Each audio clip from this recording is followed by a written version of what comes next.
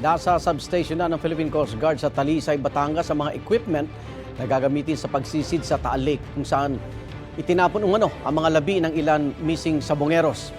Inaasang darating na rin doon anumang oras sa mga otoridad na mangasiwa sa search and retrieval operations. May unang balita si Ian Cruz. Maya't maya ang Seaborne Patrol ng Philippine Coast Guard sa Taal Lake. Sa lawang ito raw itinapon ang katawan ng mga nawawalang sabongero base sa pahayag ng whistleblower na si Julie Patidongan o alias Totoy. Ayon sa PCG rito, handa na sila sakaling iutos na ang pagsisid sa Taal Lake. Ito yung fish port dito sa bayan ng Talisay na nakaharap nga dito sa Taal Lake. At ayon sa kanilang alkalde, ipapahiram nila itong lugar na ito sa iba't ibang ahensya ng pamahalaan na magtutulong-tulong para mahanap yung mga missing sabongero. Ayon kay DOJ Assistant Secretary Miko Clavano, sisimulan ang paghahanap sa labi ng mga nawawalang sabongero sa Taal Lake depende sa lagay ng panahon. Natukoy na raw nila kung saan uumpisahan ang operasyon. Merong fish pond list yung isang suspect na tinutukoy natin. Ayun ang ating ground zero natin sa start, from the start. Kasama sa composite team na sisisid sa Taal Lake ang elite force ng Naval Special Operations Command ng Philippine Navy. 3 team na may tig-4 na Navy SEALs ang ipapadala nila. Lahat technical divers na kayang sumisid hanggang 94 meters o 308 feet. Magde-deploy din daw sila ng drone na kayang sumisid hanggang 100 meters. We could even retrieve underwater objects without sending any diver.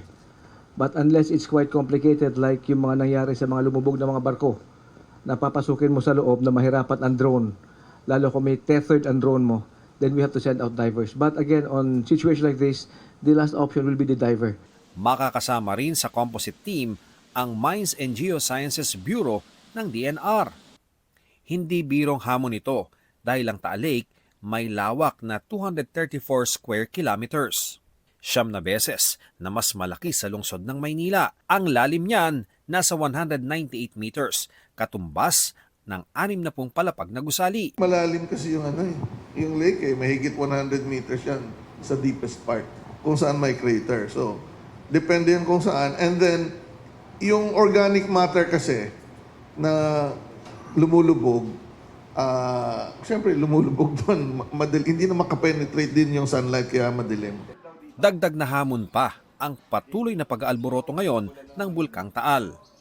Pero pagtitiyak ng PHIVOLCS, sa Lawa, safe naman yun kasi alert level 1. Again, TBC lang yung nirecommend natin na huwag pasukin.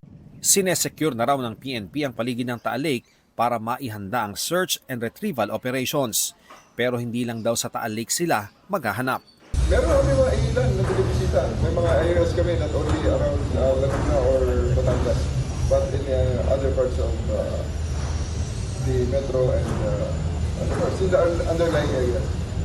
Saka na namin ididila. Sakaling wala raw ma-recover na labi mula sa lawa, sabi ni DOJ Assistant Secretary Miko Clavano na hindi nito maapektuhan ang kaso. Anya, hindi raw absolutely necessary na mahanap ang katawan ng biktima para patunayan ang krimen ng pagpatay. Bukod kay Patidongan, isa pang posibleng testigo ang nagpadala raw ng filler kay National Police Commission Vice Chairman Rafael Calinisan para maglahad din umano ng nalalaman sa kaso ng mga missing sabongero. Mukhang malalim yung gustong lumapit mukhang malalim. So let's see. Sana nga matuloy. Very interesting yung story, in fact, yung umabot sa aking feeler.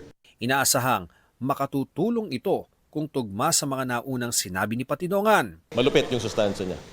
Mahalaga, syempre. Anyone who builds on the story of another, anyone who corroborates, I think builds on the credibility of that witness. Bukas naman ang pulisya na makipagtulungan sa investigasyon ang ilan sa 15 pulis na idinawit ni Patidongan at nasa restrictive custody. That's one of the directions that we can take. If some of them will volunteer to be state witnesses or they've decided to, but even without that, we can solve this case even without the cooperation of the suspect. Lieutenant Colonel ang pinakamataas na ranggo sa 15 pulis, pero sabi ng NAPOLCOM, Ayoko magsalita ng tapos na Lieutenant Colonel lang kasi sa karera, simula pa lang ito eh. At let's just say, kung ikaw naman ang nag-iimbestiga dito, mapapaisip ka eh, dun lang ba ang level na yan? Di ba kaya meron pang mga involved dyan? Patuloy na nananawagan ng Justice Department sa iba pang sangkot at pinangalanan sa kaso na makipagtulungan. There are other people who are actively getting in touch with the DOJ now who want to clear their names or who wish to cooperate. Ito ang unang balita. Ian Cruz para sa GMA Integrated News. Igan, mauna ka sa mga balita, mag-subscribe na sa GMA Integrated News sa YouTube para sa iba't ibang ulat sa ating bansa.